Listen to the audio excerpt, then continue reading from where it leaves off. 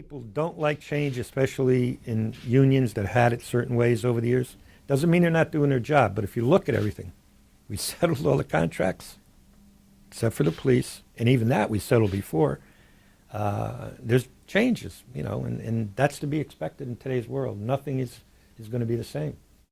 Considering where we've been with the economy and moving forward, and I've said it, I think we fared better than most other cities of our size, especially in the Northeast, from unemployment to pension funds to taxes.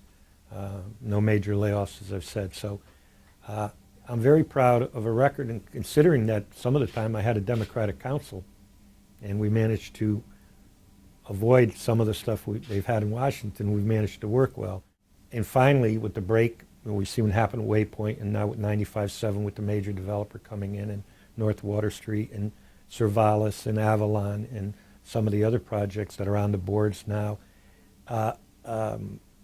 We've done very well. So I think if you want to look at it, just holding the city together and finally then having these development projects move forward.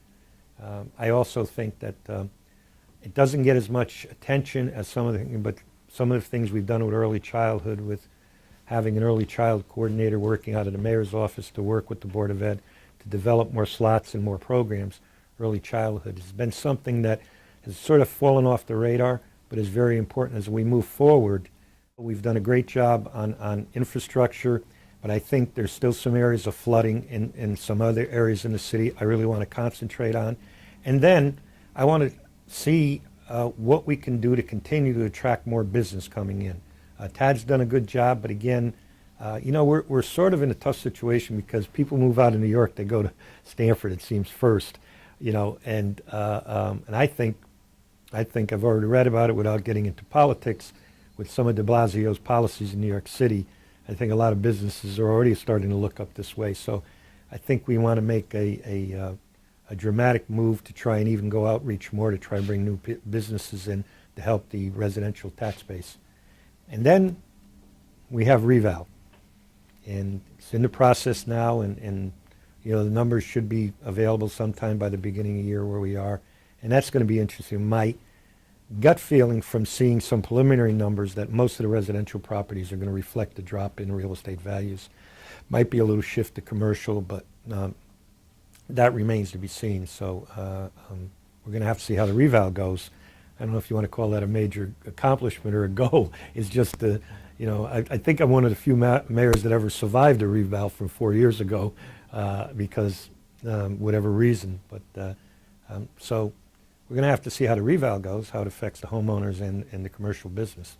A lot of misinformation going out there, and I say this very honestly. The state is dealing with neon. We all know the mistakes that were made down there and why we cut off funding. Not just me, the Board of Estimate. I haven't seen any dramatic change in neon about how they're hiring people, spending money, and what they're doing. And it's not just me. The state is taking the corrections away from them. There's other state agencies coming in, loaning them money. I still haven't seen a dramatic change with who they're hiring, what kind of salaries they're paying, where the money is going. The shutdown was not necessary, had nothing to do with federal funds or state funds. When Joe Mann resigned, we had numbers that about $1 million of taxpayers' money the city had given over 3 years was misspent. I am not going to give another penny of Norwalk taxpayers' dollars until there's more clarity, and it's not just me. 3/4 of their board members resigned, and why did they resign? We can't get information on how they're spending their money. I've been hearing we don't really have a mall in Norwalk, a good upscale retail store. Been hearing that. Now we get this, and what do I hear now? Well, it was originally planned for offices. Why aren't we putting offices there? Probably because we have a 20% vacancy rate of offices, and now we have a chance, and then of course, it's going to be another big box store. Well, the companies doing this is not big box stores. They're more upscale. And I don't want to, name a name of a store, but we know where the upscale stores are, and I think that's what they're going to be looking at.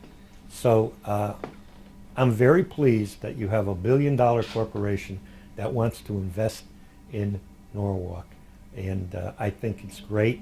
And then we have the other plans for possible another office building or combination on Connecticut Avenue maybe coming in. I think you had the article on the, we're up on Oak Street, what street it was on, I forget, new development, 80 housing. Oakwood, yeah. So, and I'll tell you what, I took my wife for a ride to East Norton Place, and she had never been back. She said, I didn't know you had that much land back there. You go take a look at Cervalis and Avalon. Tremendous asset for the city, tremendous tax base. So I welcome the development down there, that we start doing something with the empty lot there. So I think it's a great move, and I think it's great for the city. I'm proud of what I've done. I'm very respectful of the Norwalk people that have voted for me, and I've tried to serve them well. Certainly, as I said somewhere else, at my age, people have talked about being on a statewide ticket, or a few years ago, did you want to maybe run for Congress? Because at that time, the only Republican in the city. This is it for me. So, nobody can say I'm running for a higher office just to get elected.